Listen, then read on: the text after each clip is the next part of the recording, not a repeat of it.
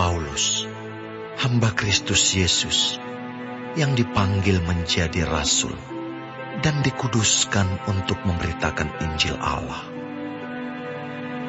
Injil itu telah dijanjikannya sebelumnya dengan perantaraan nabi-nabinya dalam kitab-kitab suci. Tentang anaknya yang menurut daging diperanakkan dari keturunan Daud dan menurut roh kekudusan dinyatakan oleh kebangkitannya dari antara orang mati, bahwa ia adalah anak Allah yang berkuasa, Yesus Kristus Tuhan kita.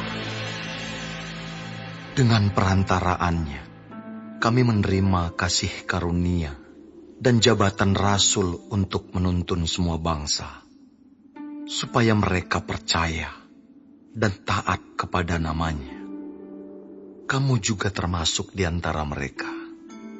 Kamu yang telah dipanggil menjadi milik Kristus. Kepada kamu sekalian yang tinggal di Roma, yang dikasihi Allah, yang dipanggil dan dijadikan orang-orang kudus, kasih karunia menyertai kamu, dan damai sejahtera dari Allah, Bapa kita, dan dari Tuhan Yesus Kristus. Pertama-tama aku mengucap syukur kepada Allahku oleh Yesus Kristus atas kamu sekalian, sebab telah tersiar kabar tentang imanmu di seluruh dunia. Karena Allah yang kulayani dengan segenap hatiku dalam pemberitaan Injil anaknya adalah saksiku, bahwa dalam doaku aku selalu mengingat kamu. Aku berdoa, semoga dengan kehendak Allah, aku akhirnya beroleh kesempatan untuk mengunjungi kamu. Sebab aku ingin melihat kamu untuk memberitakan karunia rohani kepadamu, guna menguatkan kamu, yaitu supaya aku ada di antara kamu dan turut terhibur oleh iman kita bersama, baik oleh imanmu maupun oleh imanku. Saudara-saudara, aku mau supaya kamu mengetahui bahwa aku telah sering berniat untuk datang kepadamu. Tetapi hingga kini selalu aku terhalang, agar di tengah-tengahmu aku menemukan buah, seperti juga di tengah-tengah bangsa bukan Yahudi yang lain. Aku berhutang, baik kepada orang Yunani maupun kepada orang bukan Yunani, baik kepada orang terpelajar maupun kepada orang tidak terpelajar. Itulah sebabnya aku ingin untuk memberitakan Injil kepada kamu juga yang diam di Roma. Sebab aku mempunyai keyakinan yang kokoh dalam Injil. Karena Injil adalah kekuatan Allah yang menyelamatkan setiap orang yang percaya. Pertama-tama orang Yahudi, tetapi juga orang Yunani. Sebab di dalamnya nyata kebenaran Allah yang bertolak dari iman dan memimpin kepada iman. Seperti ada tertulis, orang benar akan hidup oleh iman. Sebab murka Allah nyata dari surga atas segala kefasikan dan kelaliman manusia yang menindas kebenaran dengan kelaliman. Karena apa yang dapat mereka ketahui tentang Allah nyata bagi mereka, sebab Allah telah menyatakannya kepada mereka.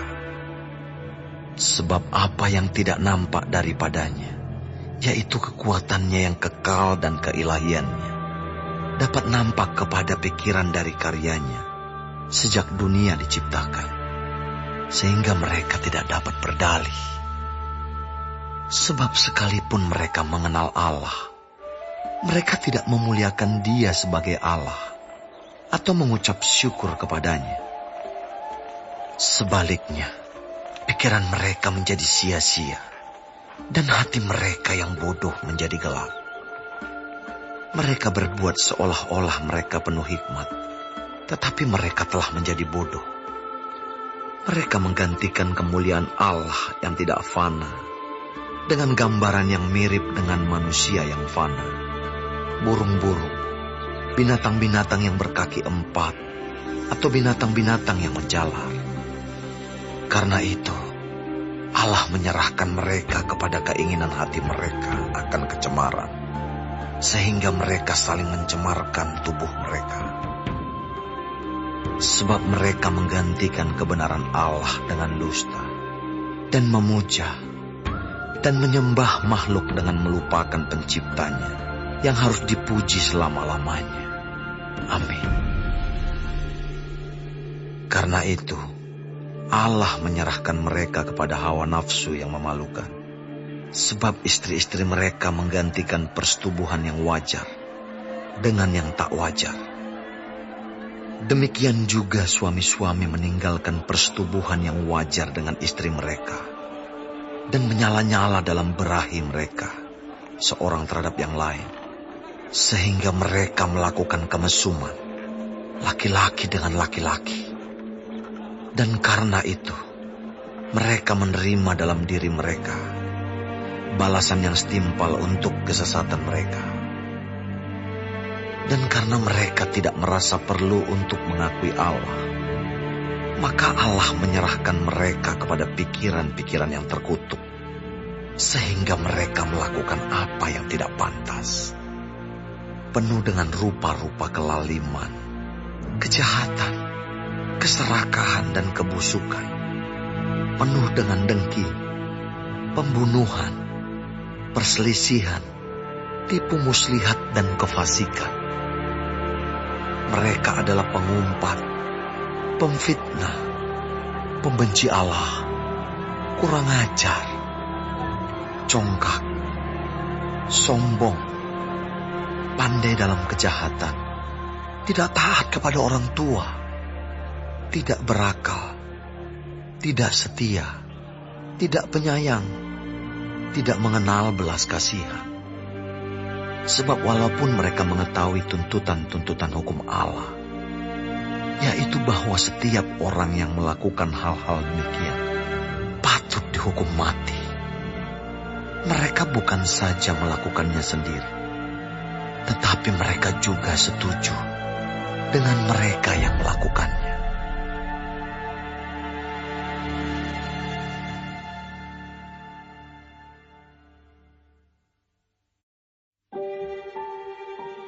Karena itu, hai manusia, siapapun juga engkau yang menghakimi orang lain, engkau sendiri tidak bebas dari salah.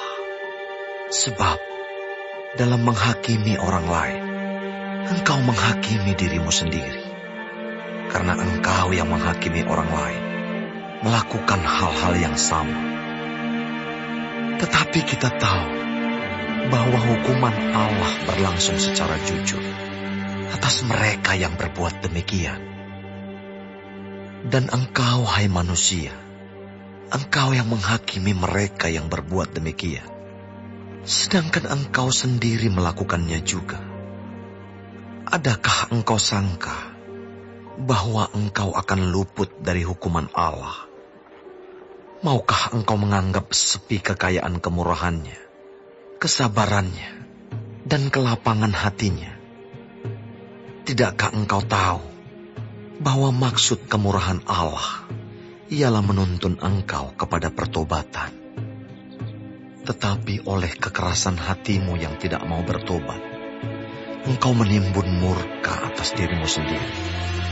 Pada hari waktu mana murka dan hukuman Allah yang adil akan dinyatakan. Ia akan membalas setiap orang menurut perbuatannya, yaitu hidup kekal kepada mereka yang dengan tekun berbuat baik, mencari kemuliaan, kehormatan dan ketidakbinasaan. Tetapi murka dan geram kepada mereka yang mencari kepentingan sendiri, yang tidak taat kepada kebenaran, melainkan taat kepada kelaliman. Penderitaan dan kesesakan akan menimpa setiap orang yang hidup yang berbuat jahat. Pertama-tama orang Yahudi dan juga orang Yunani. Tetapi kemuliaan, kehormatan, dan damai sejahtera akan diperoleh semua orang yang berbuat baik. Pertama-tama orang Yahudi dan juga orang Yunani. Sebab Allah tidak memandang bulu, Sebab semua orang yang berdosa tanpa hukum Taurat akan binasa tanpa hukum Taurat. Dan semua orang yang berdosa di bawah hukum Taurat akan dihakimi oleh hukum Taurat. Karena bukanlah orang yang mendengar hukum Taurat yang benar di hadapan Allah, tetapi orang yang melakukan hukum Tauratlah yang akan dibenarkan. Apabila bangsa-bangsa lain yang tidak memiliki hukum Taurat, oleh dorongan diri sendiri melakukan apa yang dituntut hukum Taurat, maka walaupun mereka tidak memiliki hukum Taurat, mereka menjadi hukum Taurat bagi diri mereka sendiri. Sebab dengan itu, mereka menunjukkan bahwa isi hukum Taurat ada tertulis di dalam hati mereka, dan suara hati mereka turut bersaksi, dan pikiran mereka saling menuduh atau saling membela. Hal itu akan nampak pada hari bila mana Allah, sesuai dengan Injil yang kuberitakan, akan menghakimi segala sesuatu yang tersembunyi dalam hati manusia oleh Kristus Yesus. Tetapi, jika kamu menyebut dirimu orang Yahudi dan bersandar kepada hukum Taurat, bermegah dalam Allah, dan tahu akan kehendaknya, dan oleh karena diajar dalam hukum Taurat, dapat tahu mana yang baik dan mana yang tidak, dan yakin bahwa engkau adalah penuntun orang buta dan terang bagi mereka yang di dalam kegelapan, pendidik orang bodoh dan pengajar orang yang belum dewasa. Karena dalam hukum Taurat, engkau memiliki kegenapan segala kepandaian dan kebenaran. Jadi, bagaimanakah engkau yang mengajar orang lain? Tidakkah engkau mengajar dirimu sendiri? Engkau yang mengajar, jangan mencuri. Mengapa engkau sendiri mencuri? Engkau yang berkata, jangan berzina. Mengapa engkau sendiri berzina? Engkau yang jijik akan segala berhala. Mengapa engkau sendiri merampok rumah berhala? Engkau bermegah atas hukum Taurat. Mengapa engkau sendiri menghina Allah dengan melanggar hukum Taurat itu? Seperti ada tertulis, sebab oleh karena kamulah nama Allah dihujat di antara bangsa-bangsa lain. Sunat memang ada gunanya jika engkau mentaati hukum Taurat. Tetapi jika engkau melanggar hukum Taurat, maka sunatmu tidak ada lagi gunanya. Jadi, jika orang yang tak bersunat memperhatikan tuntutan-tuntutan hukum Taurat, tidakkah ia dianggap sama dengan orang yang telah disunat? Jika demikian, maka orang yang tak bersunat, tetapi yang melakukan hukum Taurat, akan menghakimi kamu yang mempunyai hukum tertulis dan sunat, tetapi yang melanggar hukum Taurat. Sebab yang disebut Yahudi bukanlah orang yang lahiriah Yahudi, dan yang disebut sunat bukanlah sunat yang dilangsungkan secara lahiriah. Tetapi orang Yahudi sejati ialah dia yang tidak nampak keyahudiannya, dan sunat ialah sunat di dalam hati, secara rohani, bukan secara hurufiah. Maka pujian baginya datang bukan dari manusia, melainkan dari Allah.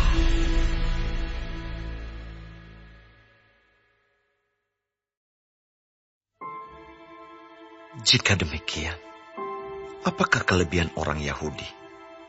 Dan apakah gunanya sunat? Banyak sekali, dan di dalam segala hal. Pertama-tama, sebab kepada merekalah dipercayakan firman Allah. Jadi bagaimana jika di antara mereka ada yang tidak setia? Dapatkah ketidaksetiaan itu membatalkan kesetiaan Allah? Sekali-kali tidak. Sebaliknya, Allah adalah benar dan semua manusia pembohong. seperti ada tertulis, supaya engkau ternyata benar dalam segala firman-Mu dan menang jika engkau dihakimi. Tetapi jika ketidakbenaran kita menunjukkan kebenaran Allah, apakah yang akan kita katakan? Tidak adilkah Allah? Aku berkata sebagai manusia, jika Ia menampakkan murkanya, sekali-kali tidak. Andai kata demikian, bagaimanakah Allah dapat menghakimi dunia? Tetapi jika kebenaran Allah oleh dustaku semakin melimpah bagi kemuliaannya, mengapa aku masih dihakimi lagi sebagai orang berdosa? Bukankah tidak benar fitnahan orang yang mengatakan bahwa kita berkata, marilah kita berbuat yang jahat, supaya yang baik timbul daripadanya? Orang semacam itu sudah selayaknya mendapat hukuman. Jadi bagaimana? Adakah kita mempunyai kelebihan daripada orang lain? Sama sekali tidak. Sebab di atas telah kita tuduh baik orang Yahudi maupun orang Yunani, bahwa mereka semua ada di bawah kuasa dosa. Seperti ada tertulis, tidak ada yang benar, seorang pun tidak. Tidak ada seorang pun yang berakal budi. Tidak ada seorang pun yang mencari Allah. Semua orang telah menyeleweng. Mereka semua tidak berguna. Tidak ada yang berbuat baik. Seorang pun tidak. Kerongkongan mereka seperti kubur yang ternganga. Lidah mereka merayu-rayu. Bibir mereka mengandung bisa. Mulut mereka penuh dengan sumpah serapah. Kaki mereka cepat untuk menumpahkan darah. Keruntuhan dan kebinasaan mereka tinggalkan di jalan mereka. Dan jalan damai tidak mereka kenal. Rasa takut kepada Allah tidak ada pada orang itu.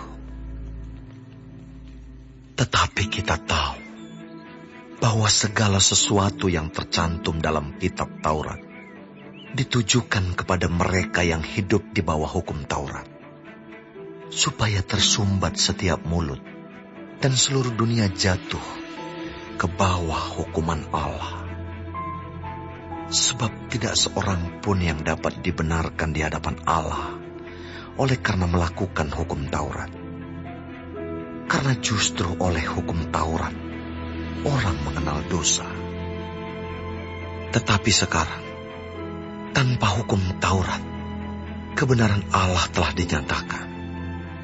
Seperti yang disaksikan dalam kitab Taurat dan kitab-kitab para nabi, yaitu kebenaran Allah karena iman dalam Yesus Kristus bagi semua orang yang percaya, sebab tidak ada perbedaan.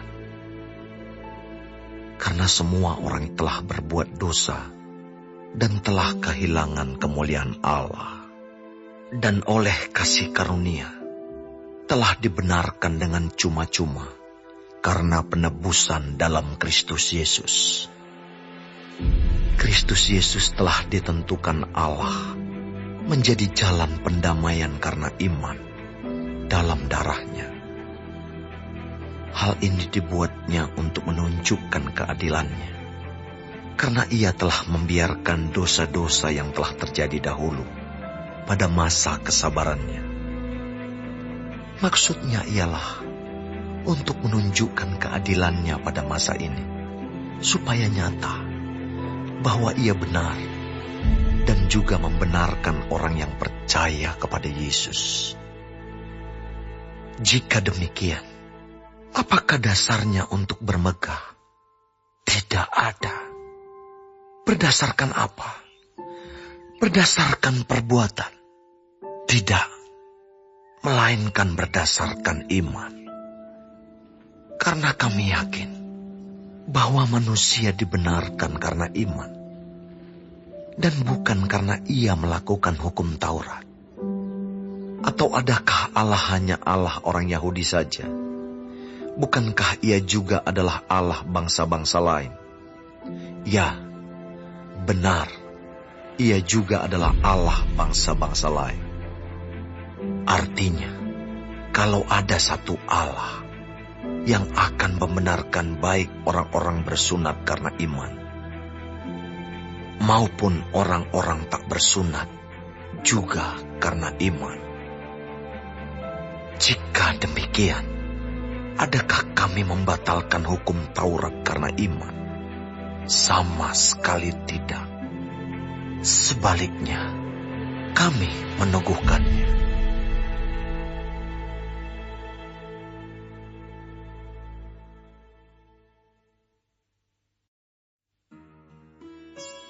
Jadi apakah akan kita katakan tentang Abraham, bapa leluhur jasmani kita?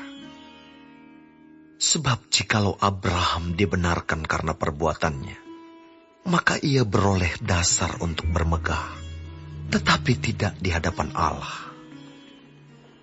Sebab apakah dikatakan nas kitab suci? Lalu percayalah Abraham kepada Tuhan, dan Tuhan memperhitungkan hal itu kepadanya sebagai kebenaran. Kalau ada orang yang bekerja, upahnya tidak diperhitungkan sebagai hadiah, tetapi sebagai haknya. Tetapi kalau ada orang yang tidak bekerja, namun percaya kepada Dia yang membenarkan orang durhaka, imannya diperhitungkan menjadi kebenaran. Seperti juga Daud menyebut, berbahagia orang yang dibenarkan Allah bukan berdasarkan perbuatannya. Berbahagialah orang yang diampuni pelanggaran-pelanggarannya, dan yang ditutupi dosa-dosanya. Berbahagialah manusia yang kesalahannya tidak diperhitungkan Tuhan kepadanya. Adakah ucapan bahagia ini hanya berlaku bagi orang bersunat saja, atau juga bagi orang tak bersunat? Sebab telah kami katakan bahwa kepada Abraham iman diperhitungkan sebagai kebenaran. Dalam keadaan manakah hal itu diperhitungkan?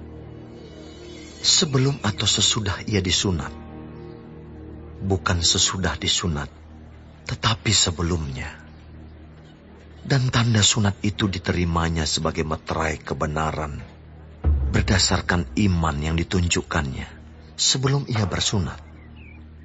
Demikianlah ia dapat menjadi bapa semua orang percaya yang tak bersunat, supaya kebenaran diperhitungkan kepada mereka. Dan juga menjadi bapa orang-orang bersunat, yaitu mereka yang bukan hanya bersunat, tetapi juga mengikuti jejak iman Abraham, bapa leluhur kita, pada masa ia belum disunat. Sebab bukan karena hukum Taurat telah diberikan janji kepada Abraham dan keturunannya, bahwa ia akan memiliki dunia, tetapi karena kebenaran berdasarkan iman. Sebab jika mereka yang mengharapkannya dari hukum Taurat menerima bagian yang dijanjikan Allah, maka sia-sialah iman, dan batallah janji itu. Karena hukum Taurat membangkitkan murka, tetapi di mana tidak ada hukum Taurat, di situ tidak ada juga pelanggaran. Karena itulah kebenaran berdasarkan iman, supaya merupakan kasih karunia, sehingga janji itu berlaku bagi semua keturunan Abraham, bukan hanya bagi mereka yang hidup dari hukum Taurat, tetapi juga bagi mereka yang hidup dari iman Abraham. Sebab Abraham adalah bapa kita semua. Seperti ada tertulis, engkau telah kutetapkan menjadi bapa banyak bangsa, di hadapan Allah yang kepadanya ia percaya, yaitu Allah yang menghidupkan orang mati, dan yang menjadikan dengan firman-Nya apa yang tidak ada menjadi ada. Sebab sekalipun tidak ada dasar untuk berharap, namun Abraham berharap juga dan percaya bahwa ia akan menjadi bapa banyak bangsa, menurut yang telah difirmankan. Demikianlah banyaknya nanti keturunanmu.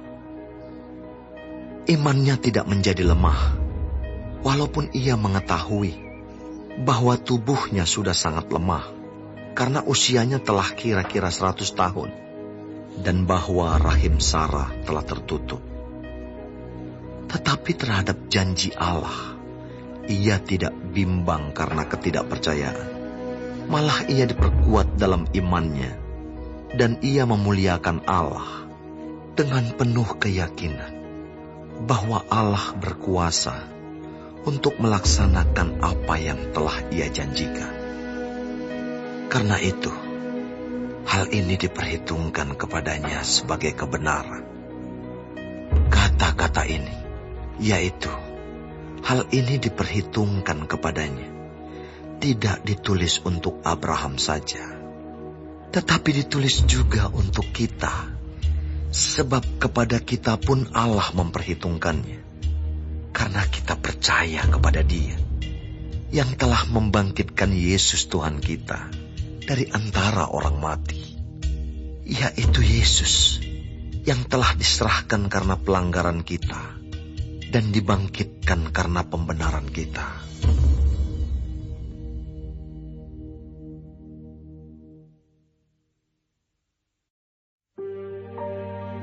Sebab itu, kita yang dibenarkan karena iman, kita hidup dalam damai sejahtera dengan Allah, oleh karena Tuhan kita Yesus Kristus. Oleh Dia, kita juga beroleh jalan masuk oleh iman kepada kasih karunia ini. Di dalam kasih karunia ini kita berdiri, dan kita bermegah dalam pengharapan akan menerima kemuliaan Allah. Dan bukan hanya itu saja, kita malah bermegah juga dalam kesengsaraan kita, karena kita tahu bahwa kesengsaraan itu menimbulkan ketekunan, dan ketekunan menimbulkan tahan uji, dan tahan uji menimbulkan pengharapan. Dan pengharapan tidak mengecewakan, karena kasih Allah telah dicurahkan di dalam hati kita oleh Roh Kudus yang telah dikaruniakan kepada kita. Karena waktu kita masih lemah, Kristus telah mati untuk kita orang-orang durhaka pada waktu yang ditentukan oleh Allah. Sebab tidak mudah seorang mau mati untuk orang yang benar, tetapi mungkin untuk orang yang baik ada orang yang berani mati.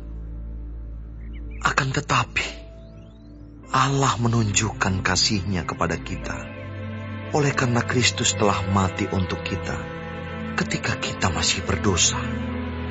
Lebih-lebih, karena kita sekarang telah dibenarkan oleh darah-Nya, kita pasti akan diselamatkan dari murka Allah. Sebab jikalau kita, ketika masih seteru, diperdamaikan dengan Allah oleh kematian anaknya, lebih-lebih kita yang sekarang telah diperdamaikan, pasti akan diselamatkan oleh hidupnya. Dan bukan hanya itu saja, kita malah bermegah dalam Allah oleh Yesus Kristus, Tuhan kita. Sebab oleh Dia kita telah menerima pendamaian itu. Sebab itu, sama seperti dosa telah masuk ke dalam dunia oleh satu orang, dan oleh dosa itu juga maut, demikianlah maut itu telah menjalar kepada semua orang, karena semua orang telah berbuat dosa. Sebab sebelum hukum Taurat ada, telah ada dosa di dunia. Tetapi dosa itu tidak diperhitungkan kalau tidak ada hukum Taurat. Sungguh pun demikian, maut telah berkuasa dari zaman Adam sampai kepada zaman Musa, juga atas mereka yang tidak berbuat dosa dengan cara yang sama seperti yang telah dibuat oleh Adam, yang adalah gambaran Dia yang akan datang. Tetapi karunia Allah tidaklah sama dengan pelanggaran Adam. Sebab jika karena pelanggaran satu orang semua orang telah jatuh di dalam kuasa maut, Jauh lebih besar lagi kasih karunia Allah dan karunia-Nya yang dilimpahkannya atas semua orang karena satu orang, yaitu Yesus Kristus. Dan kasih karunia tidak berimbangan dengan dosa satu orang. Sebab penghakiman atas satu pelanggaran itu telah mengakibatkan penghukuman. Tetapi penganugerahan karunia atas banyak pelanggaran itu mengakibatkan pembenaran. Sebab jika oleh dosa satu orang, maut telah berkuasa oleh satu orang itu, maka lebih benar lagi mereka yang telah menerima kelimpahan kasih karunia dan anugerah kebenaran akan hidup dan berkuasa oleh karena satu orang itu, yaitu Yesus Kristus. Sebab itu, sama seperti oleh satu pelanggaran, semua orang beroleh penghukuman. Demikian pula oleh satu perbuatan kebenaran, semua orang beroleh pembenaran untuk hidup. Jadi sama seperti oleh ketidaktaatan satu orang, semua orang telah menjadi orang berdosa. Demikian pula oleh ketaatan satu orang, semua orang menjadi orang benar. Tetapi hukum Taurat ditambahkan, supaya pelanggaran menjadi semakin banyak. Dan di mana dosa bertambah banyak, di sana kasih karunia menjadi berlimpah-limpah. Supaya sama seperti dosa berkuasa dalam alam maut, demikian kasih karunia akan berkuasa oleh kebenaran untuk hidup yang kekal, oleh Yesus Kristus, Tuhan kita.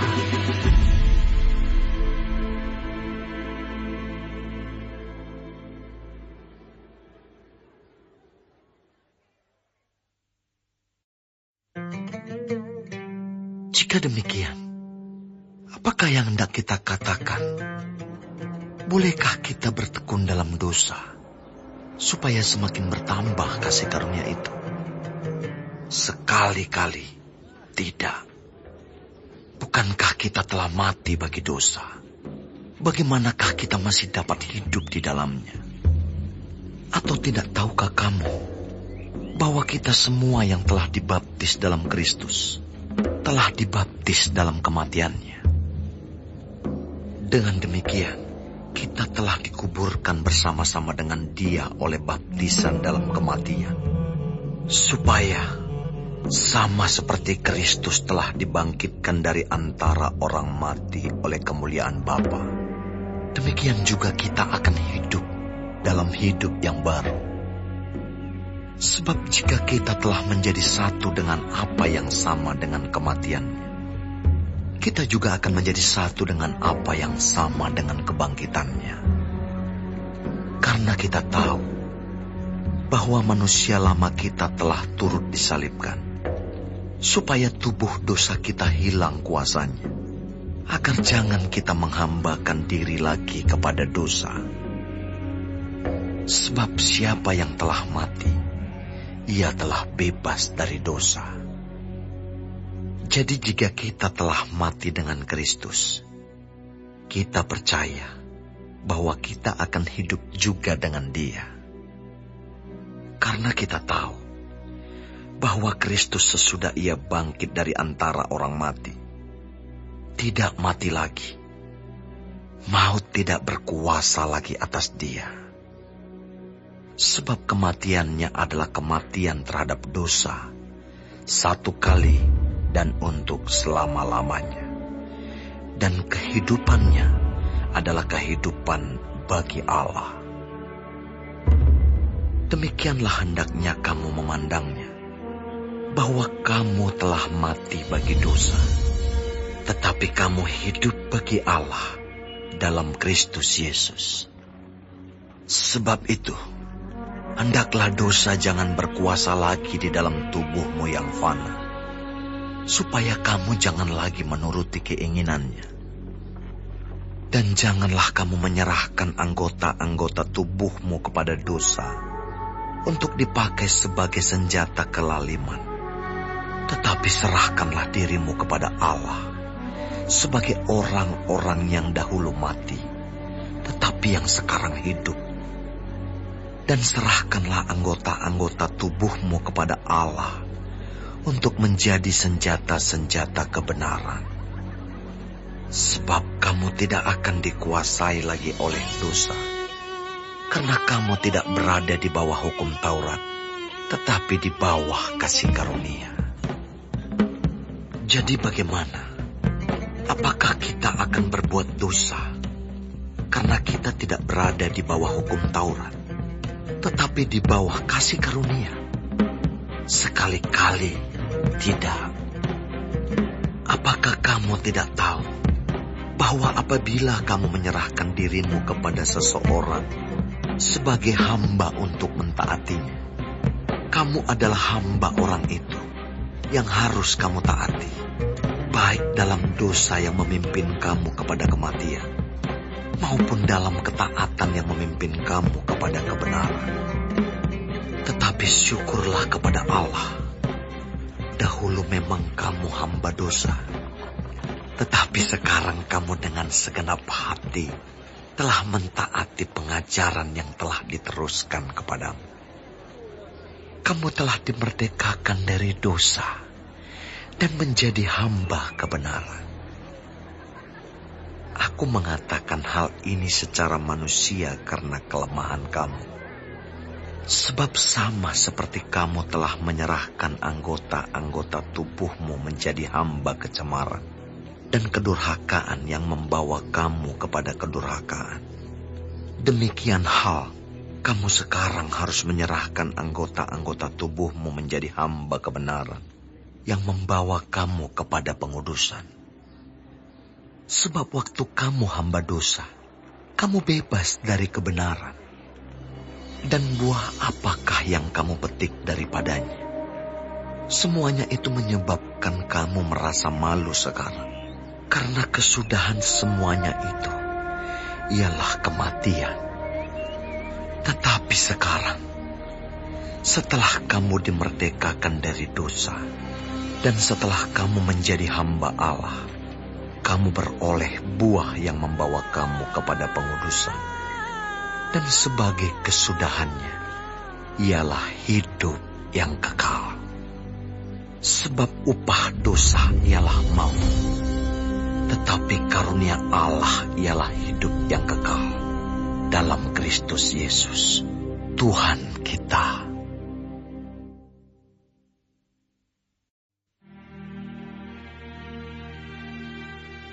Apakah kamu tidak tahu, saudara-saudara?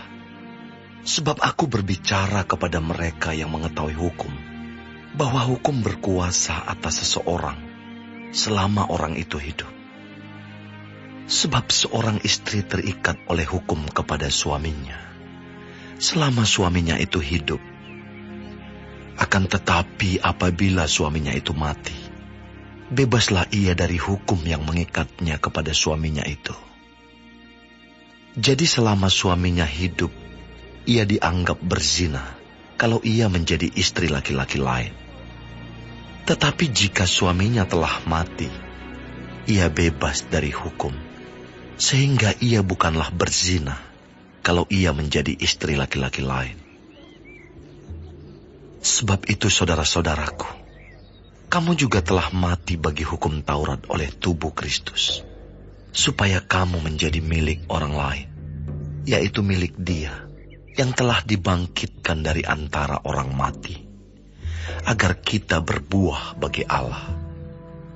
Sebab waktu kita masih hidup di dalam daging, hawa nafsu dosa yang dirangsang oleh hukum Taurat bekerja dalam anggota-anggota tubuh kita, agar kita berbuah bagi maut. Tetapi sekarang kita telah dibebaskan dari hukum Taurat, sebab kita telah mati bagi Dia yang mengurung kita, sehingga kita sekarang melayani dalam keadaan baru menurut roh, dan bukan dalam keadaan lama menurut huruf hukum Taurat. Jika demikian, apakah yang hendak kita katakan? Apakah hukum Taurat itu dosa? Sekali-kali tidak. Sebaliknya, justru oleh hukum Taurat aku telah mengenal dosa. Karena aku juga tidak tahu apa itu keinginan. Kalau hukum Taurat tidak mengatakan, jangan mengingini. Tetapi dalam perintah itu, dosa mendapat kesempatan untuk membangkitkan di dalam diriku rupa-rupa keinginan. Sebab tanpa hukum Taurat, dosa mati. Dahulu aku hidup tanpa hukum Taurat. Akan tetapi sesudah datang perintah itu, dosa mulai hidup. Sebaliknya aku mati. Dan perintah yang seharusnya membawa kepada hidup, ternyata bagiku justru membawa kepada kematian. Sebab dalam perintah itu, dosa mendapat kesempatan untuk menipu aku. Dan oleh perintah itu, ia membunuh aku. Jadi, hukum Taurat adalah kudus. Dan perintah itu juga adalah kudus, benar dan baik. Jika demikian, adakah yang baik itu menjadi kematian bagiku? Sekali-kali tidak. Tetapi supaya nyata bahwa ia adalah dosa, maka dosa mempergunakan yang baik untuk mendatangkan kematian bagiku, supaya oleh perintah itu dosa lebih nyata lagi keadaannya sebagai dosa. Sebab kita tahu bahwa hukum Taurat adalah rohani, tetapi aku bersifat daging, terjual di bawah kuasa dosa. Sebab apa yang aku perbuat, aku tidak tahu. Karena bukan apa yang kukendaki yang aku perbuat, tetapi apa yang aku benci, itulah yang aku perbuat.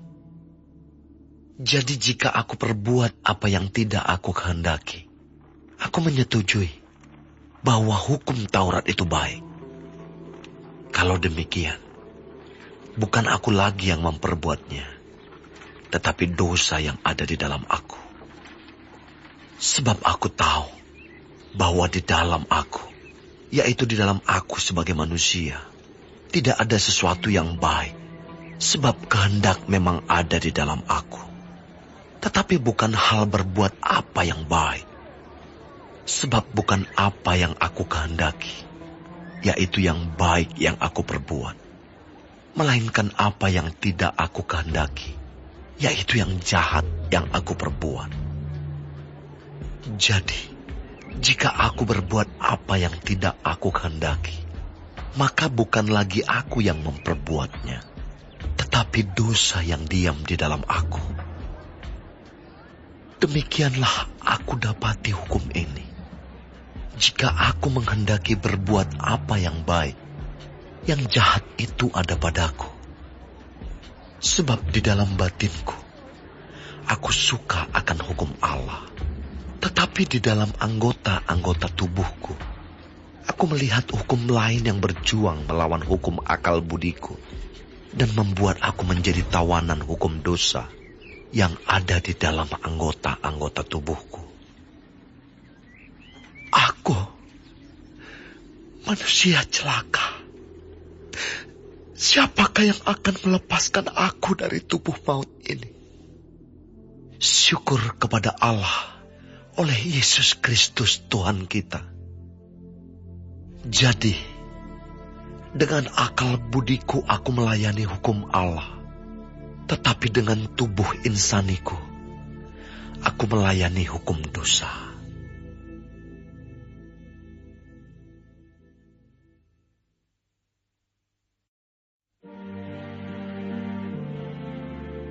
Demikianlah, sekarang tidak ada penghukuman bagi mereka yang ada di dalam Kristus Yesus.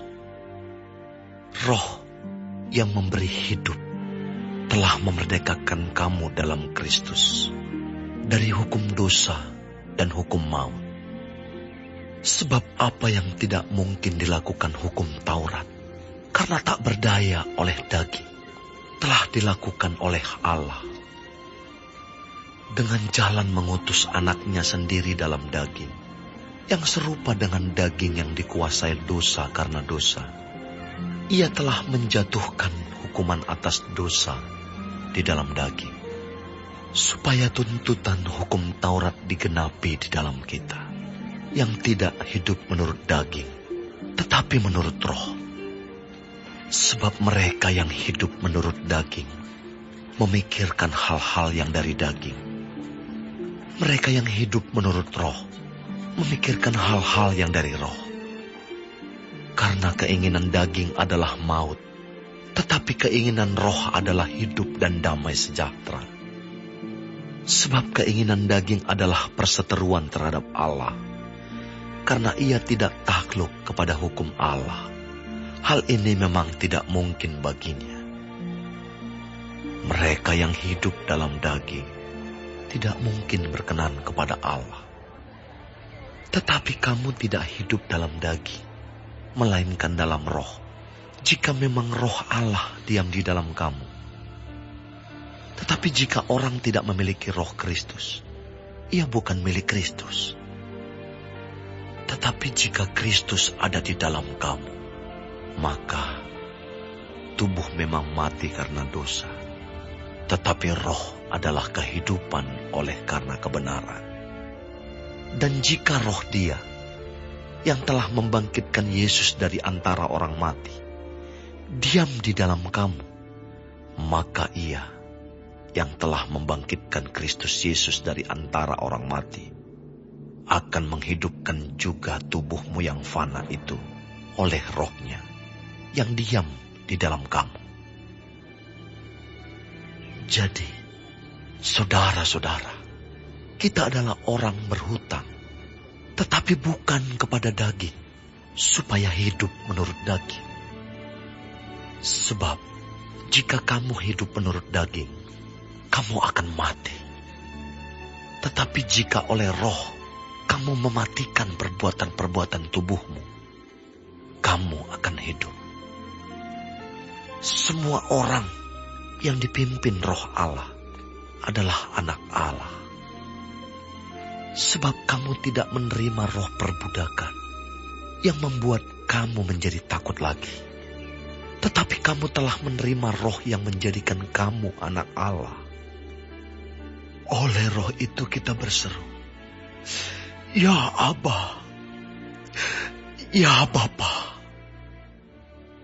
Roh itu bersaksi bersama-sama dengan roh kita bahwa kita adalah anak-anak Allah. Dan jika kita adalah anak, maka kita juga adalah ahli waris.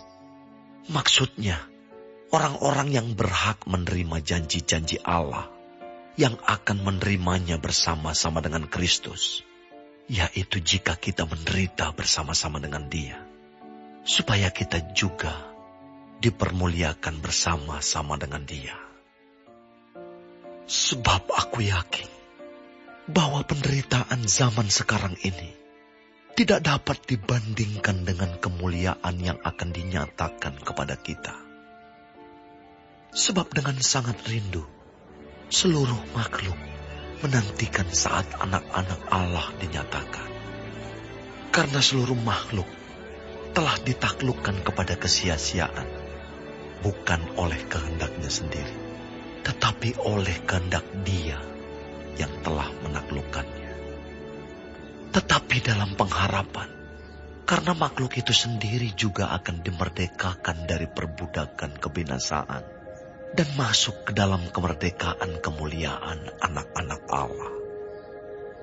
Sebab kita tahu bahwa sampai sekarang segala makhluk sama-sama mengeluh dan sama-sama merasakan sakit bersalin. Dan bukan hanya mereka saja, tetapi kita yang telah menerima karunia sulung roh, kita juga mengeluh dalam hati kita sambil menantikan pengangkatan sebagai anak, yaitu pembebasan tubuh kita. Sebab kita diselamatkan dalam pengharapan. Tetapi pengharapan yang dilihat bukan pengharapan lagi. Sebab bagaimana orang masih mengharapkan apa yang dilihatnya? Tetapi jika kita mengharapkan apa yang tidak kita lihat, kita menantikannya dengan tekun. Demikian juga Roh membantu kita dalam kelemahan kita. Sebab kita tidak tahu bagaimana sebenarnya harus berdoa. Tetapi Roh sendiri berdoa untuk kita kepada Allah dengan keluhan-keluhan yang tidak terucapkan. Dan Allah yang menyelidiki hati nurani mengetahui maksud Roh itu, yaitu bahwa Ia sesuai dengan kehendak Allah berdoa untuk orang-orang kudus. Kita tahu sekarang bahwa Allah turut bekerja dalam segala sesuatu untuk mendatangkan kebaikan bagi mereka yang mengasihi Dia, yaitu bagi mereka yang terpanggil sesuai dengan rencana Allah. Sebab semua orang yang dipilihnya dari semula, mereka juga ditentukannya dari semula untuk menjadi serupa dengan gambaran anaknya, supaya Ia, anaknya itu, menjadi yang sulung di antara banyak saudara. Dan mereka yang ditentukannya dari semula, mereka itu juga dipanggilnya. Dan mereka yang dipanggilnya, mereka itu juga dibenarkannya. Dan mereka yang dibenarkannya, mereka itu juga dimuliakannya. Sebab itu, apakah yang akan kita katakan tentang semuanya itu? Jika Allah di pihak kita, siapakah yang akan melawan kita? Ia yang tidak menyayangkan anaknya sendiri, tetapi yang menyerahkannya bagi kita semua. Bagaimanakah mungkin Ia tidak mengaruniakan segala sesuatu kepada kita bersama-sama dengan Dia? Siapakah yang akan menggugat orang-orang pilihan Allah? Allah yang membenarkan mereka. Siapakah yang akan menghukum mereka?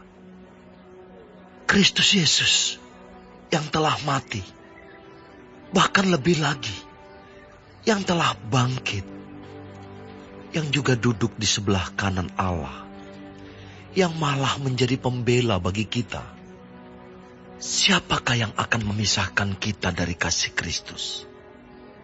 Penindasan atau kesesakan, atau penganiayaan, atau kelaparan, atau ketelanjangan, atau bahaya, atau pedang.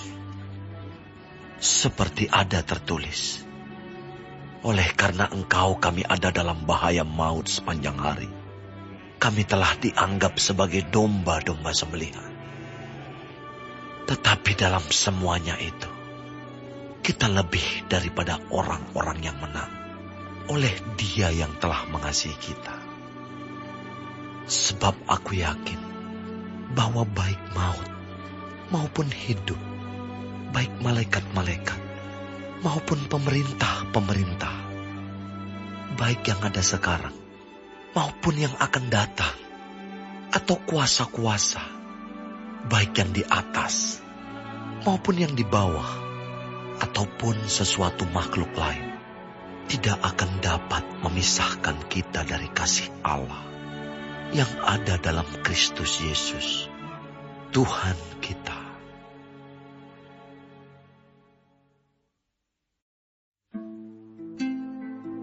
Aku mengatakan kebenaran dalam Kristus.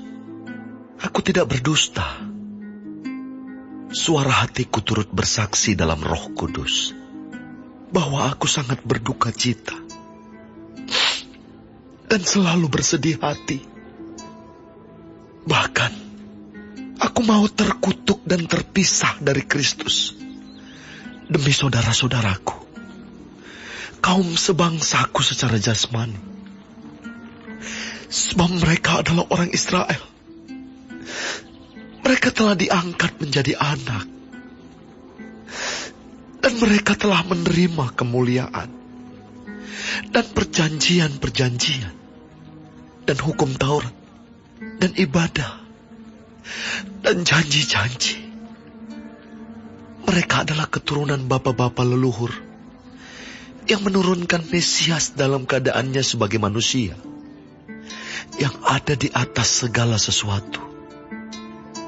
Ia adalah Allah yang harus dipuji sampai selama-lamanya. Amin. Akan tetapi firman Allah tidak mungkin gagal. Sebab tidak semua orang yang berasal dari Israel adalah orang Israel. Dan juga tidak semua yang terhitung keturunan Abraham adalah anak Abraham. Tetapi yang berasal dari Ishak yang akan disebut keturunanmu. Artinya, bukan anak-anak menurut daging adalah anak-anak Allah, tetapi anak-anak perjanjian yang disebut keturunan yang benar. Sebab firman ini mengandung janji.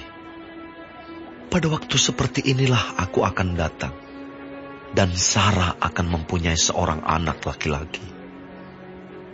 Tetapi bukan hanya itu saja. Lebih terang lagi ialah Ribka yang mengandung dari satu orang, yaitu dari Ishak, bapa leluhur kita. Sebab waktu anak-anak itu belum dilahirkan dan belum melakukan yang baik atau yang jahat, supaya rencana Allah tentang pemilihannya diteguhkan, bukan berdasarkan perbuatan, tetapi berdasarkan panggilannya. Dikatakan kepada Ribka, anak yang tua akan menjadi hamba anak yang muda. Seperti ada tertulis, aku mengasihi Yakub, tetapi membenci Esau. Jika demikian, apakah yang hendak kita katakan? Apakah Allah tidak adil? Mustahil. Sebab ia berfirman kepada Musa, aku akan menaruh belas kasihan. Kepada siapa aku mau menaruh belas kasihan? Dan aku akan bermurah hati. Kepada siapa aku mau bermurah hati? Jadi hal itu tidak tergantung pada kehendak orang atau usaha orang, tetapi kepada kemurahan hati Allah. Sebab kitab suci berkata kepada Firaun, itulah sebabnya aku membangkitkan engkau, yaitu supaya aku memperlihatkan kuasaku di dalam engkau, dan supaya namaku dimasyurkan di seluruh bumi. Jadi, ia menaruh belas kasihan kepada siapa yang dikehendakinya, dan ia menegarkan hati siapa yang dikehendakinya. Sekarang, kamu akan berkata kepadaku, jika demikian, apalagi yang masih disalahkannya? Sebab siapa yang menentang kehendaknya? Siapakah kamu, hai manusia, maka kamu membantah Allah? Dapatkah yang dibentuk berkata kepada yang membentuknya, mengapakah engkau membentuk aku demikian? Apakah tukang periuk tidak mempunyai hak atas tanah liatnya, untuk membuat dari gumpal yang sama suatu benda, untuk dipakai guna tujuan yang mulia, dan suatu benda lain untuk dipakai guna tujuan yang biasa? Jadi, kalau untuk menunjukkan murkanya dan menyatakan kuasanya, Allah menaruh kesabaran yang besar terhadap benda-benda kemurkaannya, yang telah disiapkan untuk kebinasaan. Justru, untuk menyatakan kekayaan kemuliaannya, atas benda-benda belas kasihannya, yang telah dipersiapkannya untuk kemuliaan, yaitu kita, yang telah dipanggilnya, bukan hanya dari antara orang Yahudi, tetapi juga dari antara bangsa-bangsa lain. Seperti yang difirmankannya juga dalam kitab Nabi Hosea, yang bukan umatku akan kusebut umatku, dan yang bukan kekasih, kekasih. Dan di tempat di mana akan dikatakan kepada mereka, kamu ini bukanlah umatku, di sana akan dikatakan kepada mereka, anak-anak Allah yang hidup. Dan Yesaya berseru tentang Israel, sekalipun jumlah anak Israel seperti pasir di laut, namun hanya sisanya akan diselamatkan. Sebab apa yang telah difirmankannya akan dilakukan Tuhan di atas bumi, sempurna dan segera. Dan seperti yang dikatakan Yesaya sebelumnya, seandainya Tuhan semesta alam tidak meninggalkan pada kita keturunan, kita sudah menjadi seperti Sodom dan sama seperti Gomora. Jika demikian, apakah yang hendak kita katakan? Ini, bahwa bangsa-bangsa lain yang tidak mengejar kebenaran telah beroleh kebenaran, yaitu kebenaran karena iman. Tetapi, bahwa Israel sungguh pun mengejar hukum yang akan mendatangkan kebenaran, tidaklah sampai kepada hukum itu. Mengapa tidak? Karena Israel mengejarnya bukan karena iman, tetapi karena perbuatan. Mereka tersandung pada batu sandungan. Seperti ada tertulis, sesungguhnya aku meletakkan di Sion sebuah batu sentuhan dan sebuah batu sandungan. Dan siapa yang percaya kepadanya tidak akan dipermalukan.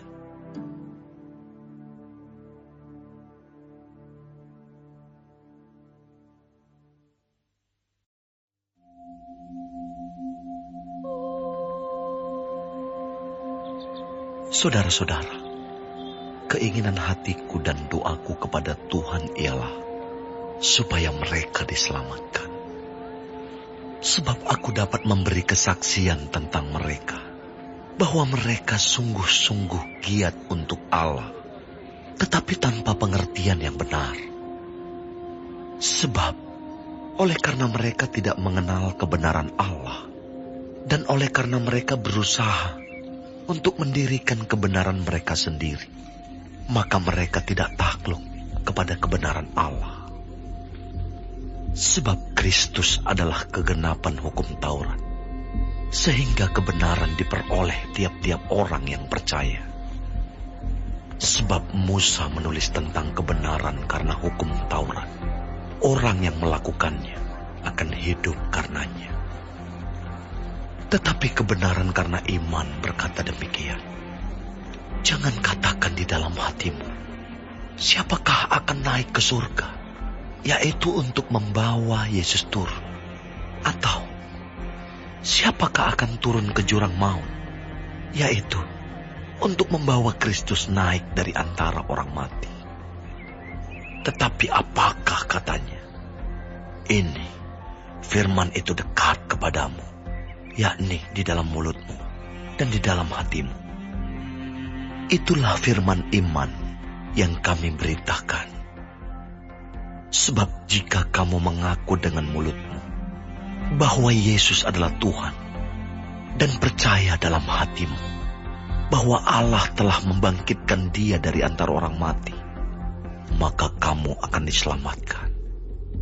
Karena dengan hati orang percaya dan dibenarkan, dan dengan mulut orang mengaku dan diselamatkan. Karena kitab suci berkata, barang siapa yang percaya kepada Dia tidak akan dipermalukan. Sebab tidak ada perbedaan antara orang Yahudi dan orang Yunani. Karena Allah yang satu itu adalah Tuhan dari semua orang, kaya bagi semua orang yang berseru kepadanya. Sebab barang siapa yang berseru kepada nama Tuhan akan diselamatkan. Tetapi bagaimana mereka dapat berseru kepadanya jika mereka tidak percaya kepada Dia? Bagaimana mereka dapat percaya kepada Dia jika mereka tidak mendengar tentang Dia? Bagaimana mereka mendengar tentang Dia jika tidak ada yang memberitakannya? Dan bagaimana mereka dapat memberitakannya jika mereka tidak diutus?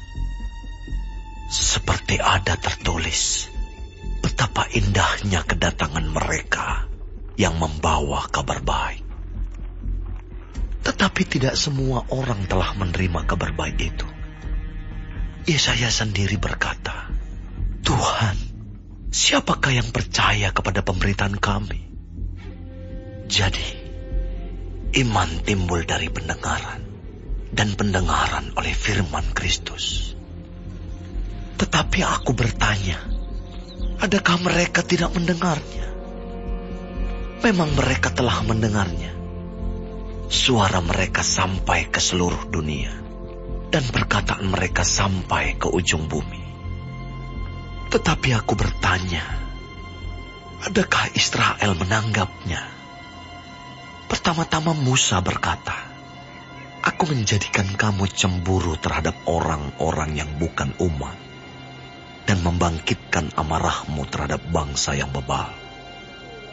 Dan dengan berani Yesaya mengatakan, aku telah berkenan ditemukan mereka yang tidak mencari aku. Aku telah menampakkan diri kepada mereka yang tidak menanyakan aku. Tetapi tentang Israel ia berkata, sepanjang hari aku telah mengulurkan tanganku kepada bangsa yang tidak taat dan yang membantah.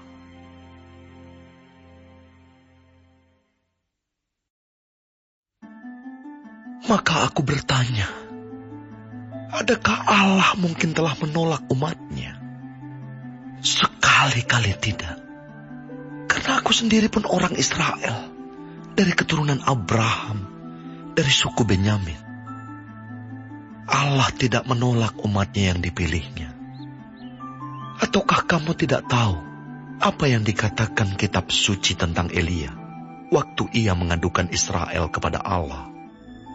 Tuhan, nabi-nabimu telah mereka bunuh, mesbah-mesbahmu telah mereka runtuhkan. Hanya aku seorang dirilah yang masih hidup, dan mereka ingin mencabut nyawaku.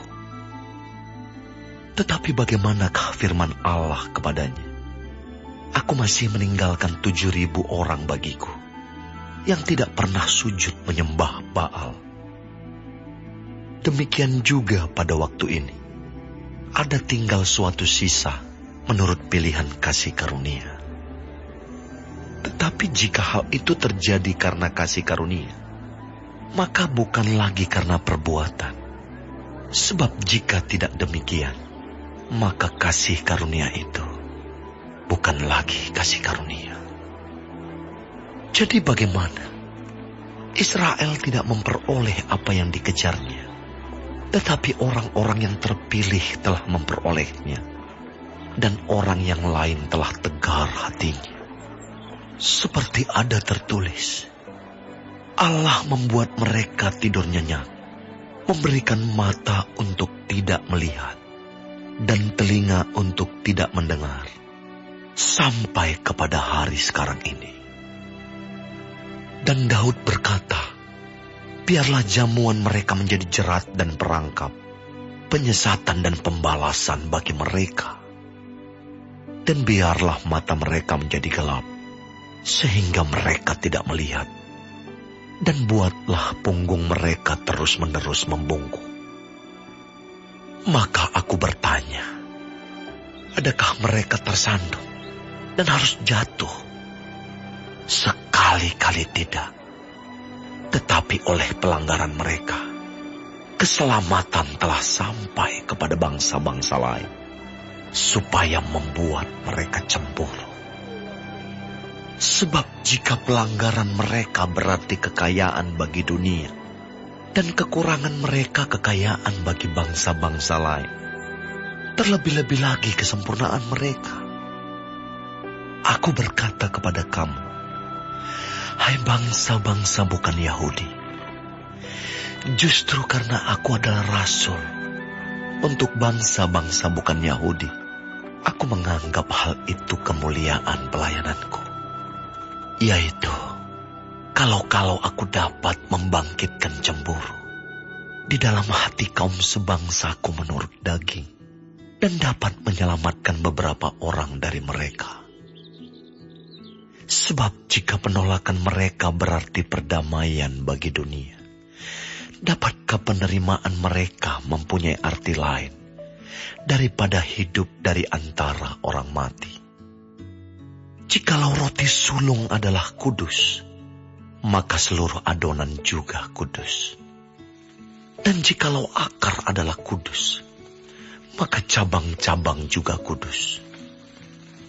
Karena itu, apabila beberapa cabang telah dipatahkan, dan kamu sebagai tunas liar telah dicangkokkan di antaranya, dan turut mendapat bagian dalam akar pohon zaitun yang penuh getah, janganlah kamu bermegah terhadap cabang-cabang itu. Jikalau kamu bermegah, ingatlah bahwa bukan kamu yang menopang akar itu, melainkan akar itu yang menopang kamu. Mungkin kamu akan berkata, ada cabang-cabang yang dipatahkan, supaya aku dicangkokkan di antaranya sebagai tunas. Baiklah, mereka dipatahkan karena ketidakpercayaan mereka, dan kamu tegak tercacak karena iman.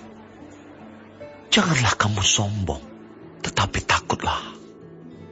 Sebab kalau Allah tidak menyayangkan cabang-cabang asli, Ia juga tidak akan menyayangkan kamu.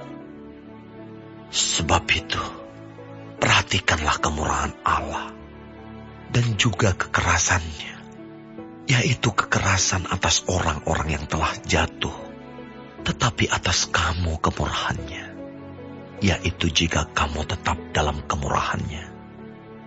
Jika tidak, kamu pun akan dipotong juga. Tetapi mereka pun akan dicangkokkan kembali, jika mereka tidak tetap dalam ketidakpercayaan mereka. Sebab Allah berkuasa untuk mencangkokkan mereka kembali. Sebab jika kamu telah dipotong sebagai cabang dari pohon zaitun liar, dan bertentangan dengan keadaanmu itu, kamu telah dicangkokkan pada pohon zaitun sejati. Terlebih lagi mereka ini, yang menurut asal mereka akan dicangkokkan pada pohon zaitun mereka sendiri. Sebab, saudara-saudara, supaya kamu jangan menganggap dirimu pandai, aku mau agar kamu mengetahui rahasia ini. Sebagian dari Israel telah menjadi tegar sampai jumlah yang penuh dari bangsa-bangsa lain telah masuk. Dengan jalan demikian, seluruh Israel akan diselamatkan. Seperti ada tertulis, dari Sion akan datang penebus. Ia akan menyingkirkan segala kefasikan daripada Yakub. Dan inilah perjanjianku dengan mereka, apabila aku menghapuskan dosa mereka. Mengenai Injil, mereka adalah seteru Allah oleh karena kamu. Tetapi mengenai pilihan, mereka adalah kekasih Allah oleh karena nenek moyang. Sebab Allah tidak menyesali kasih karunia dan panggilannya. Sebab sama seperti kamu, dahulu tidak taat kepada Allah, tetapi sekarang beroleh kemurahan oleh ketidaktaatan mereka. Demikian juga mereka sekarang tidak taat, supaya oleh kemurahan yang telah kamu peroleh, mereka juga akan beroleh kemurahan.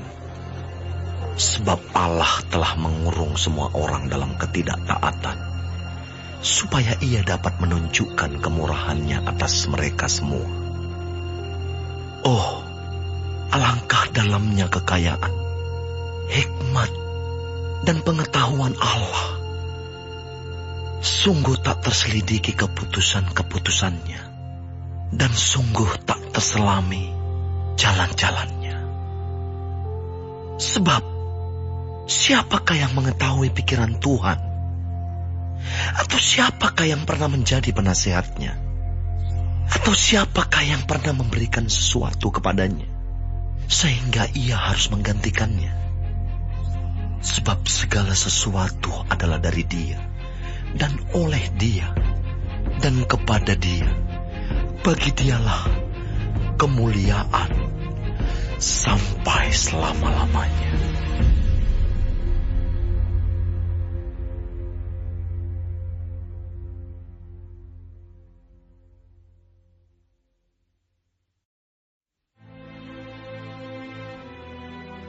Karena itu, saudara-saudara, Demi kemurahan Allah aku menasihatkan kamu, supaya kamu mempersembahkan tubuhmu sebagai persembahan yang hidup, yang kudus, dan yang berkenan kepada Allah. Itu adalah ibadahmu yang sejati. Janganlah kamu menjadi serupa dengan dunia ini, tetapi berubahlah oleh pembaruan budimu, sehingga kamu dapat membedakan manakah kehendak Allah, apa yang baik, yang berkenan kepada Allah, dan yang sempurna. Berdasarkan kasih karunia yang dianugerahkan kepadaku, aku berkata kepada setiap orang di antara kamu, janganlah kamu memikirkan hal-hal yang lebih tinggi daripada yang patut kamu pikirkan. Tetapi hendaklah kamu berpikir begitu rupa, sehingga kamu menguasai diri menurut ukuran iman yang dikaruniakan Allah kepada kamu masing-masing. Sebab sama seperti pada satu tubuh, kita mempunyai banyak anggota, tetapi tidak semua anggota itu mempunyai tugas yang sama. Demikian juga kita, walaupun banyak, adalah satu tubuh di dalam Kristus, tetapi kita masing-masing adalah anggota yang seorang terhadap yang lain. Demikianlah kita mempunyai karunia yang berlain-lainan, menurut kasih karunia yang dianugerahkan kepada kita. Jika karunia itu adalah bernubuat, baiklah kita melakukannya sesuai dengan iman kita. Jika karunia untuk melayani, baiklah kita melayani. Jika karunia untuk mengajar, baiklah kita mengajar. Jika karunia untuk menasihati, baiklah kita menasihati. Siapa yang membagi-bagikan sesuatu, hendaklah ia melakukannya dengan hati yang ikhlas. Siapa yang memberi pimpinan, hendaklah ia melakukannya dengan rajin. Siapa yang menunjukkan kemurahan, hendaklah ia melakukannya dengan sukacita. Hendaklah kasih itu jangan pura-pura. Jauhilah yang jahat, dan lakukanlah yang baik. Hendaklah kamu saling mengasihi sebagai saudara, dan saling mendahului dalam memberi hormat. Janganlah hendaknya kerajinanmu kendor. Biarlah rohmu menyala-nyala, dan layanilah Tuhan. Bersukacitalah dalam pengharapan, sabarlah dalam kesesakan, dan bertekunlah dalam doa. Bantulah dalam kekurangan orang-orang kudus, dan usahakanlah dirimu untuk selalu memberikan tumpangan. Berkatilah siapa yang menganiaya kamu. Berkatilah dan jangan mengutuk. Bersukacitalah dengan orang yang bersukacita, dan menangislah dengan orang yang menangis. Hendaklah kamu sehati sepikir dalam hidupmu bersama. Janganlah kamu memikirkan perkara-perkara yang tinggi, tetapi arahkanlah dirimu kepada perkara-perkara yang sederhana. Janganlah menganggap dirimu pandai. Janganlah membalas kejahatan dengan kejahatan. Lakukanlah apa yang baik bagi semua orang, sedapat-dapatnya. Kalau hal itu bergantung padamu, hiduplah dalam perdamaian dengan semua orang. Saudara-saudaraku yang kekasih, janganlah kamu sendiri menuntut pembalasan, tetapi berilah tempat kepada murka Allah. Sebab ada tertulis, pembalasan itu adalah hakku. Akulah yang akan menuntut pembalasan, firman Tuhan. Tetapi jika seterumu lapar, berilah dia makan. Jika ia haus, berilah dia minum. Dengan berbuat demikian, kamu menumpukan bara api di atas kepalanya. Janganlah kamu kalah terhadap kejahatan, tetapi kalahkanlah kejahatan dengan kebaikan.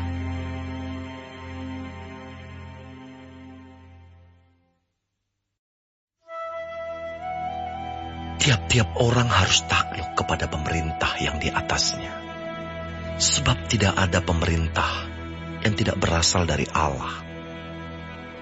Dan pemerintah-pemerintah yang ada ditetapkan oleh Allah. Sebab itu, barang siapa melawan pemerintah, ia melawan ketetapan Allah. Dan siapa yang melakukannya akan mendatangkan hukuman atas dirinya. Sebab jika seorang berbuat baik, ia tidak usah takut kepada pemerintah. Hanya jika ia berbuat jahat. Maukah kamu hidup tanpa takut terhadap pemerintah? Perbuatlah apa yang baik, dan kamu akan beroleh pujian daripadanya. Karena pemerintah adalah hamba Allah untuk kebaikanmu. Tetapi jika engkau berbuat jahat, takutlah akan dia. Karena tidak percuma pemerintah menyandang pedang. Pemerintah adalah hamba Allah untuk membalaskan murka Allah atas mereka yang berbuat jahat.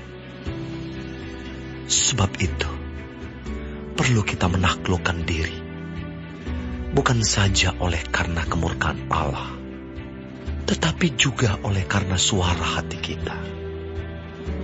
Itulah juga sebabnya, maka kamu membayar pajak. Karena mereka yang mengurus hal itu adalah pelayan-pelayan Allah. Bayarlah kepada semua orang apa yang harus kamu bayar. Pajak kepada orang yang berhak menerima pajak. Cukai kepada orang yang berhak menerima cukai. Rasa takut kepada orang yang berhak menerima rasa takut. Dan hormat kepada orang yang berhak menerima hormat. Janganlah kamu berhutang apa-apa kepada siapapun juga, tetapi hendaklah kamu saling mengasihi. Sebab barang siapa mengasihi sesamanya manusia, ia sudah memenuhi hukum Taurat. Karena firman, jangan berzina, jangan membunuh, jangan mencuri, jangan mengingini, dan firman lain manapun juga sudah tersimpul dalam firman ini, yaitu kasihilah sesamamu manusia seperti dirimu sendiri. Kasih tidak berbuat jahat terhadap sesama manusia. Karena itu, kasih adalah kegenapan hukum Taurat. Hal ini harus kamu lakukan, karena kamu mengetahui keadaan waktu sekarang, yaitu bahwa saatnya telah tiba bagi kamu untuk bangun dari tidur.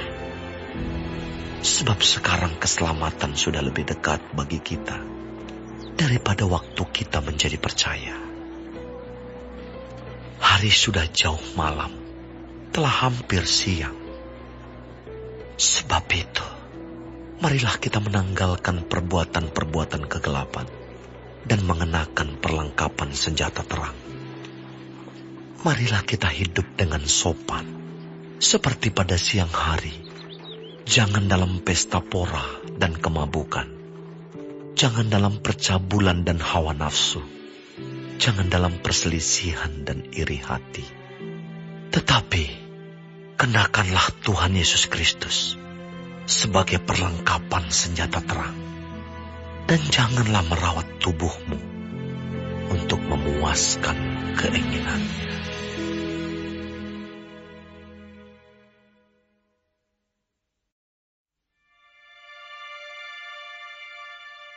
Terimalah orang yang lemah imannya, tanpa mempercakapkan pendapatnya. Yang seorang yakin bahwa ia boleh makan segala jenis makanan, tetapi orang yang lemah imannya hanya makan sayur-sayuran saja. Siapa yang makan, janganlah menghina orang yang tidak makan. Dan siapa yang tidak makan, janganlah menghakimi orang yang makan. Sebab Allah telah menerima orang itu. Siapakah kamu, sehingga kamu menghakimi hamba orang lain? Entahkah ia berdiri, entahkah ia jatuh, itu adalah urusan tuannya sendiri. Tetapi ia akan tetap berdiri, karena Tuhan berkuasa menjaga dia terus berdiri.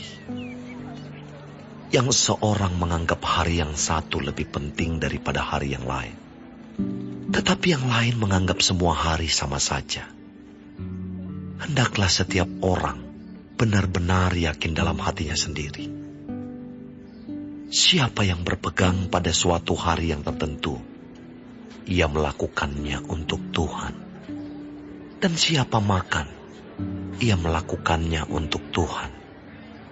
Sebab ia mengucap syukur kepada Allah. Dan siapa tidak makan, ia melakukannya untuk Tuhan. Dan ia juga mengucap syukur kepada Allah. Sebab tidak ada seorang pun di antara kita yang hidup untuk dirinya sendiri. Dan tidak ada seorang pun yang mati untuk dirinya sendiri. Sebab jika kita hidup untuk Tuhan. Dan jika kita mati untuk Tuhan. Jadi baik hidup atau mati, kita adalah milik Tuhan. Sebab untuk itulah Kristus telah mati dan hidup kembali, supaya ia menjadi Tuhan, baik atas orang-orang mati maupun atas orang-orang hidup. Tetapi engkau, mengapakah engkau menghakimi saudaramu? Atau mengapakah engkau menghina saudaramu? Sebab kita semua harus menghadap tahta pengadilan Allah. Karena ada tertulis, demi aku hidup, demikianlah firman Tuhan.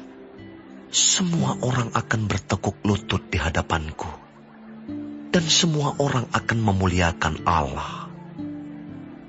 Demikianlah setiap orang di antara kita akan memberi pertanggungan jawab tentang dirinya sendiri kepada Allah. Karena itu, janganlah kita saling menghakimi lagi. Tetapi lebih baik kamu menganut pandangan ini. Jangan kita membuat saudara kita jatuh atau tersandung. Aku tahu dan yakin dalam Tuhan Yesus bahwa tidak ada sesuatu yang najis dari dirinya sendiri. Hanya bagi orang yang beranggapan bahwa sesuatu adalah najis, bagi orang itulah sesuatu itu najis. Sebab jika engkau menyakiti hati saudaramu oleh karena sesuatu yang engkau makan, maka engkau tidak hidup lagi menurut tuntutan kasih. Janganlah engkau membinasakan saudaramu oleh karena makananmu, karena Kristus telah mati untuk dia. Apa yang baik yang kamu miliki, janganlah kamu biarkan difitnah. Sebab kerajaan Allah bukanlah soal makanan dan minuman, tetapi soal kebenaran, damai sejahtera, dan sukacita oleh Roh Kudus. Karena barang siapa melayani Kristus dengan cara ini, ia berkenan pada Allah dan dihormati oleh manusia. Sebab itu, marilah kita mengejar apa yang mendatangkan damai sejahtera dan yang berguna untuk saling membangun. Janganlah engkau merusakkan pekerjaan Allah oleh karena makanan. Segala sesuatu adalah suci, tetapi celakalah orang jika oleh makanannya orang lain tersandung. Baiklah engkau jangan makan daging atau minum anggur, atau sesuatu yang menjadi batu sandungan untuk saudaramu. Berpeganglah pada keyakinan yang engkau miliki itu, bagi dirimu sendiri di hadapan Allah. Berbahagialah dia yang tidak menghukum dirinya sendiri dalam apa yang dianggapnya baik untuk dilakukan. Tetapi barang siapa yang bimbang, kalau ia makan, ia telah dihukum, karena ia tidak melakukannya berdasarkan iman. Dan segala sesuatu yang tidak berdasarkan iman adalah dosa.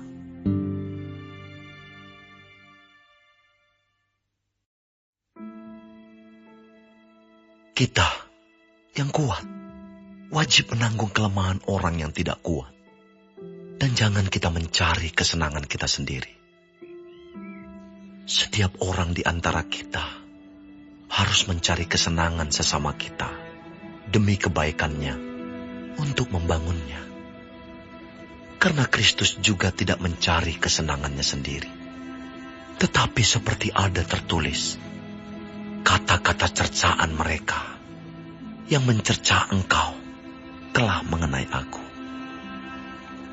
Sebab segala sesuatu yang ditulis dahulu telah ditulis untuk menjadi pelajaran bagi kita, supaya kita teguh berpegang pada pengharapan oleh ketekunan dan penghiburan dari kitab suci.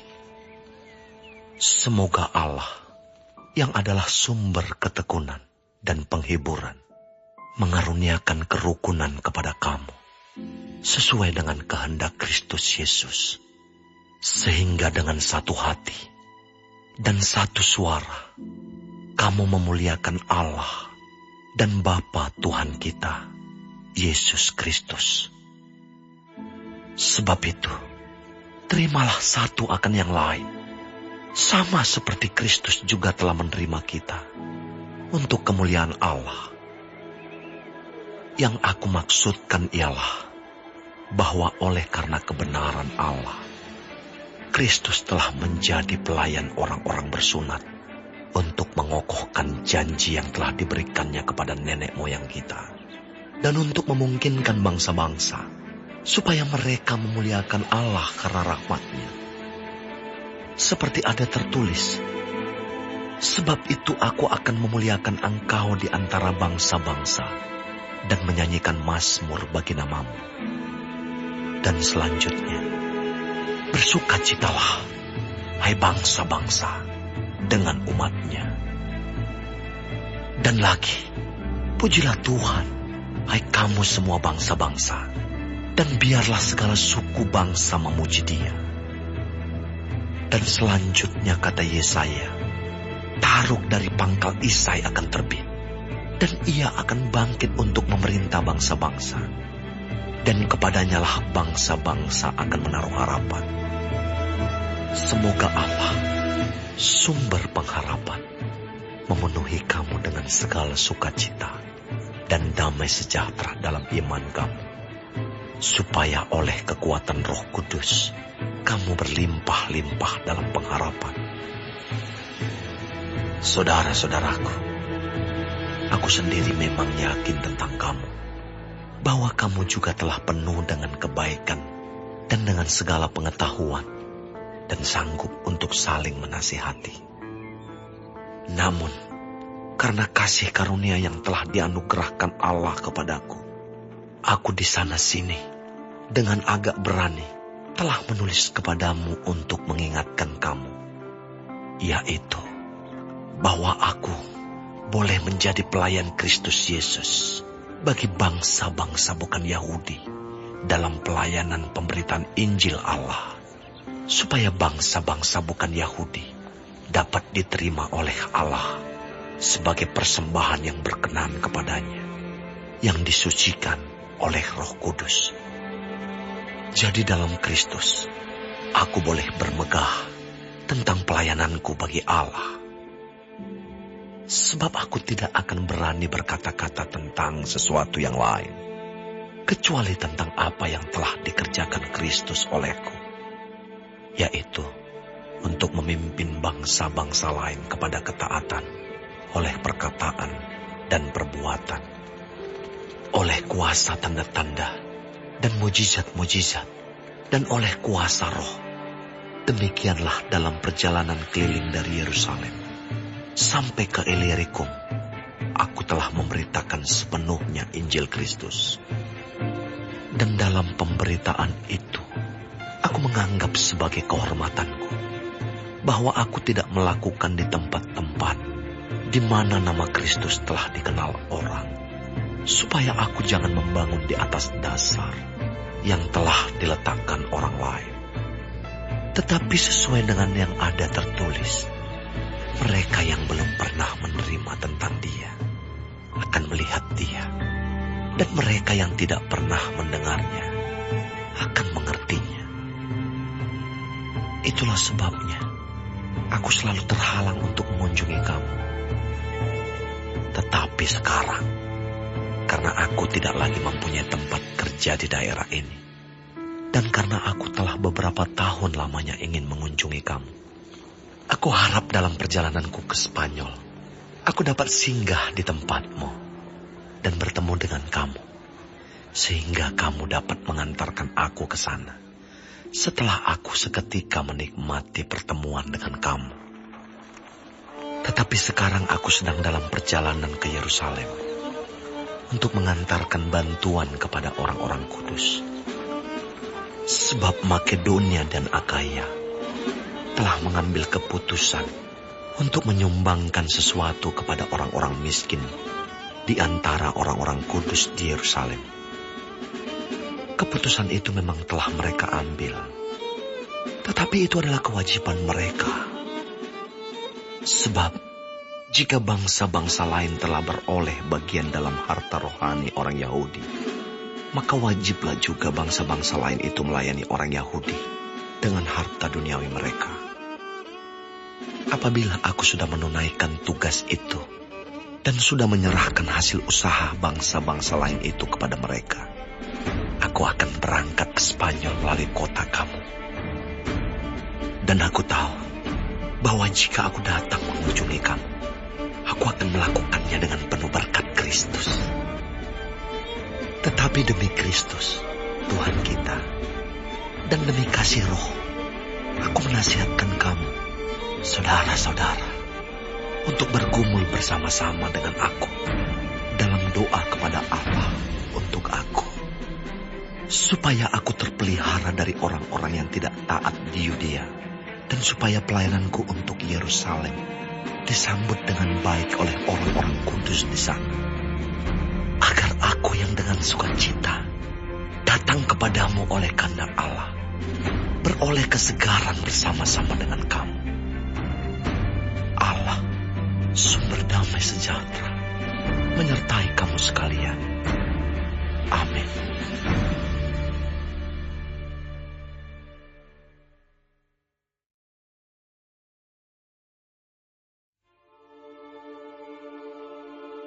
Aku meminta perhatianmu terhadap Febe, saudari kita yang melayani jemaat di Kengkrea, supaya kamu menyambut dia dalam Tuhan, sebagaimana seharusnya bagi orang-orang kudus. Dan berikanlah kepadanya bantuan bila diperlukannya, sebab ia sendiri telah memberikan bantuan kepada banyak orang, juga kepadaku sendiri. Sampaikan salam kepada Priscilla dan Aquila, teman-teman sekerjaku dalam Kristus Yesus. Mereka telah mempertaruhkan nyawanya untuk hidupku. Kepada mereka bukan aku saja yang berterima kasih, tetapi juga semua jemaat bukan Yahudi. Salam juga kepada jemaat di rumah mereka. Salam kepada Epenetus, saudara yang kukasihi, yang adalah buah pertama dari daerah Asia untuk Kristus. Salam kepada Maria yang telah bekerja keras untuk kamu. Salam kepada Andronikus dan Yunias, saudara-saudaraku sebangsa, yang pernah dipenjarakan bersama-sama dengan aku, yaitu orang-orang yang terpandang di antara para rasul, dan yang telah menjadi Kristen sebelum aku. Salam kepada Ampliatus, yang kukasihi dalam Tuhan. Salam kepada Urbanus, teman sekerja kami dalam Kristus. Dan salam kepada Stakis, yang kukasihi. Salam kepada Apeles, yang telah tahan uji dalam Kristus. Salam kepada mereka, yang termasuk isi rumah Aristobulus. Salam kepada Herodion, temanku sebangsa. Salam kepada mereka yang termasuk isi rumah Narkisus, yang ada dalam Tuhan. Salam kepada Trivena dan Trifosa, yang bekerja membanting tulang dalam pelayanan Tuhan. Salam kepada Persis, yang kukasihi, yang telah bekerja membanting tulang dalam pelayanan Tuhan. Salam kepada Rufus, orang pilihan dalam Tuhan. Dan salam kepada ibunya, yang bagiku adalah juga ibu. Salam kepada Asinkritus, Flegon, Hermes, Patrobas, Hermas, dan saudara-saudara yang bersama-sama dengan mereka. Salam kepada Filologus dan Yulia, Nereus dan saudaranya perempuan, dan Olimpas, dan juga kepada segala orang kudus yang bersama-sama dengan mereka. Bersalam-salamlah kamu dengan cium kudus. Salam kepada kamu dari semua jemaat Kristus. Tetapi aku menasihatkan kamu, saudara-saudara, supaya kamu waspada terhadap mereka yang bertentangan dengan pengajaran yang telah kamu terima, menimbulkan perpecahan dan godaan. Sebab itu, hindarilah mereka. Sebab orang-orang demikian tidak melayani Kristus, Tuhan kita, tetapi melayani perut mereka sendiri. Dan dengan kata-kata mereka yang muluk-muluk, dan dengan bahasa mereka yang manis, mereka menipu orang-orang yang tulus hatinya. Kabar tentang ketaatanmu telah terdengar oleh semua orang. Sebab itu aku bersuka cita tentang kamu. Tetapi aku ingin supaya kamu bijaksana terhadap apa yang baik, dan bersih terhadap apa yang jahat. Semoga Allah, sumber damai sejahtera, segera akan menghancurkan iblis di bawah kakimu. Kasih karunia Yesus, Tuhan kita, menyertai kamu. Salam kepada kamu dari Timotius, temanku sekerja, dan dari Lukius, Yason, dan Sosipater, teman-temanku sebangsa. Salam dalam Tuhan kepada kamu dari Tertius, yaitu aku yang menulis surat ini. Salam kepada kamu dari Gaius, yang memberi tumpangan kepadaku dan kepada seluruh jemaat. Salam kepada kamu dari Erastus, bendahara negeri, dan dari Quartus, saudara kita. Kasih karunia Yesus Kristus, Tuhan kita, menyertai kamu sekalian. Amin. Bagi Dia yang berkuasa menguatkan kamu, menurut Injil yang kumasyurkan dan pemberitaan tentang Yesus Kristus, sesuai dengan pernyataan rahasia yang didiamkan berabad-abad lamanya, tetapi yang sekarang telah dinyatakan, dan yang menurut perintah Allah yang abadi telah diberitakan oleh kitab-kitab para nabi kepada segala bangsa untuk membimbing mereka kepada ketaatan iman. Bagi Dia, satu-satunya Allah yang penuh hikmat, oleh Yesus Kristus, segala kemuliaan sampai selama